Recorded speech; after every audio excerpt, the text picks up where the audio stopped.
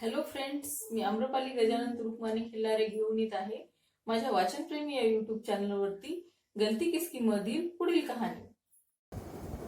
व्हिडिओला like, share आणि subscribe करायला विसरू नका.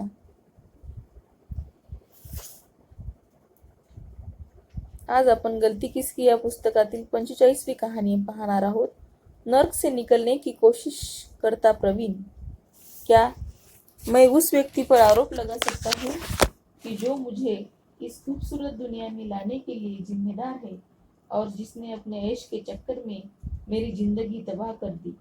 जी हाँ, मैं ये आरोप इसके बावजूद लगा सकता हूँ कि वह मेरा पिता है और इसी वजह से मेरी इस हालत के लिए मेरी माँ भी बड़े पैमाने पर जिम्मेदार है। ऐसा नहीं है कि उन्होंने मेरी अच्छी परवरिश नहीं की, नहीं, यह बात है कि उन्होंने मुझे अच्छी तरह पढ़ाने और विकसित होने का अवसर नहीं दिया।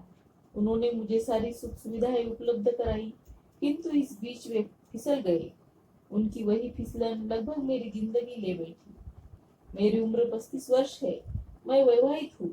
मेरी पत्नी के अलावा मेरे परिवार में मेरा 11 वर्षीय बेटा है। मैं उन्हें बहुत प्यार करता हूँ और उनके बगैर कभी जीने की बात भी नहीं सोच सकता। हम दिल्ली में अपने निजी मकान में अपने माता पिता और छोटे भाई के साथ रहते हैं। मैं 2 बार आत्महत्या की कोशिश की है। मेरी एकमात्र विवाहित बहन अपने परिवार के साथ किसी अन्य शहर में रहती है। मेरे पिता घुड़सवारी के कुशल और मशहूर प्रशिक्षक थे। वह ड्रग्स और शराब के आदी थे। मेरी उत्कंठा तब बढ़ गई जब तक मेरे पिताजी वाली तमाम आदतें खुद नहीं पाली। हालांकि पहले उसकी शुरुआत पिताजी के सिगारेट और बियर के कोटे की चोरी से शुरू हुई, किंतु धीरे धीरे मुझे पिताजी की तरह चरस और गांजा पीने की भी लत लग गई। प्राइमरी तक मैं अपनी पढ़ाई में बहुत तेज था। धीरे धीरे उसमें खतरनाक बदलाव आ गए। मैं 4th कक्षा तक परीक्षाओं में 90 से अधिक अंक प्राप्त करता था, लेकिन मैं 5वीं में 2 बार और 6ठी में 1 बार फेल हो गया। जब मेरे पिताजी दूसरे शहर आ गए तो मैं भी अन्य स्कूलों में भर्ती हो गया, यह जानते हुए कि मैं पिछली कक्षा में फेल हो गया था। उन्होंने नए शहर में नए स्कूल में मेरी अगली कक्षा में दाखिल कर दिया। मैं अब भी नहीं जानता था कि उन्होंने वैसा क्यों किया। मैं जवानी की दहलीज पर कदम रख रहा था, फिर भी मैं स्कूल में ही था। मेरे पिताजी द्वारा पढ़ाई जारी रखने के लिए कहने के बावजूद मेरी रुचि पढ़ाई में नहीं थी, इसलिए मैंने पाँव लटका दिए। उन्होंने यह जानने की जहमत कभी नहीं उठाई कि मैं अच्छी पढ़ाई क्यों नहीं कर सक रहा हूँ। मैंने सोचा कि जब उन्हें कोई सरोकार नहीं है तो मैं उन्हें क्यों सुनाऊं। मुझसे पूछा गया कि मैं क्या करना चाहता हूँ। मैंने फौरन जवाब दिया, मैं जॉकी बनना चाहता हूँ। घुड़दौड़ में मैं आसानी से पैसा कमाया जा सकता था और उसके किसी औपचारिक शिक्षा की जरूरत भी नहीं थी। मेरी सेहत ठीक ठाक थी। मैंने अपने पिता को घुड़सवारी करते देखा था।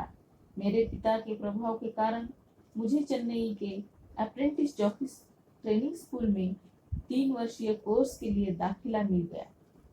मैंने यह कोर्स 1 वर्ष में ही पूरा कर लिया, क्योंकि मैंने घुड़सवारी के प्रारंभिक नुस्खे मेरे पिताजी से सीखे थे।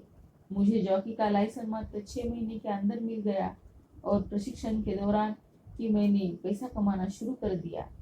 इस 1 साल के दौरान मैं सिगरेट और शराब से बिल्कुल दूर रहा, क्योंकि वहाँ इन चीज़ों से सख्त पाबंदी थी। जब मैंने व्यावसायिक तौर पर घुड़सवारी शुरू की तो पुरानी आदतें फिर लौट आई। सिगरेट से स्मैक, बियर से कड़वी शराब और इंजेक्शन लेने के साथ साथ वेश्यालयों में मेरा जाना मेरी दिनचर्या बन गया था। मैं घुड़सवारी के लिए दूसरे शहरों में भी गया। मैं जब भी कभी बाहर जाता, इलाके में तहलका मचा देता। पैसा पानी की तरह बहा रहा था। मेरे बारे में सुनकर मेरे घर वाले बहुत चिंतित हुए। उन्होंने मुझे दिल्ली बुला लिया। मैंने अपना सारा ध्यान दिल्ली में होने वाली घुड़दौड़ों पर लगा दिया। मैंने यहाँ भी खूब पैसा कमाया। मेरे साथ मेरे ड्रग्स, मेरे शराबी मित्र और मेरी औरत भी थी।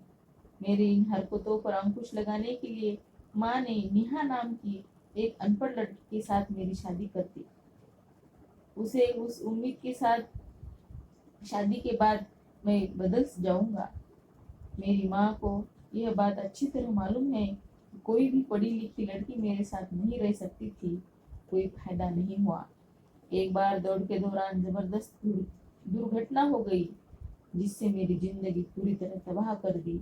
मेरी रीढ़ की हड्डी टूट गई और मेरा हाथ कई जगह से टूट गया। मैं 5 महीने तक अस्पताल में रहा। ठीक होने के बाद जब मैं अस्पताल से बाहर आया तो मुझे भविष्य में राइडिंग के लिए अयोग्य घोषित कर दिया गया। जिंदगी नर्क बन गई। पैसा आना बंद हो गया। जो कुछ भी था वो नशेखोरी में चला गया।